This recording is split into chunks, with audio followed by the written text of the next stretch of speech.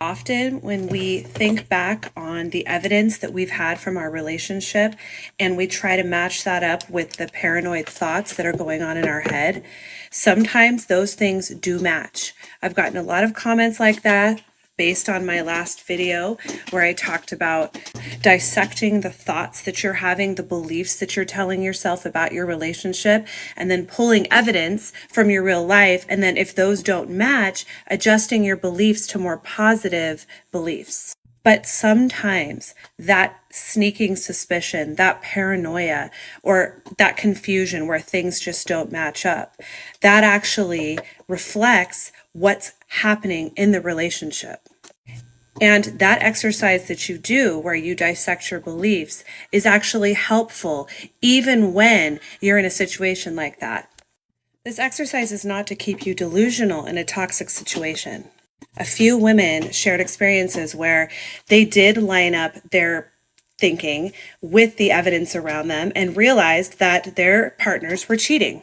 So if this is the case, how is it helpful then to dissect feelings that are actually not paranoia, but that are instinctual or that are based on the evidence, and it's your body's warning system that something is amiss in your relationship and that you need to get out of it?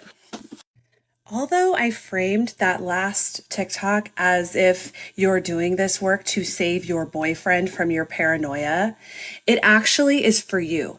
That exercise of dissecting your beliefs about yourself and comparing them to the evidence around you is for you, sis.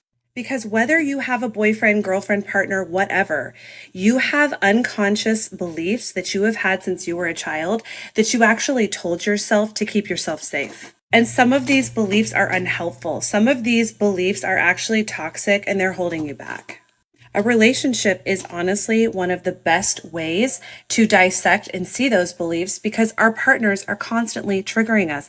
They can be healthy and we are triggered by partners because they are closest to our caregivers. The ones that we love and depend on, they are the closest things to our early caregivers. And so often they trigger those inner child wounds. So as we do that practice of taking our beliefs and holding them up to the light, holding them under a magnifying glass and really looking at them and asking ourselves the questions, is this helpful? Is this true? Does this line up with my reality? And then if it doesn't, creating new beliefs around those that are more positive and affirming and healing, that is the practice and that is for you.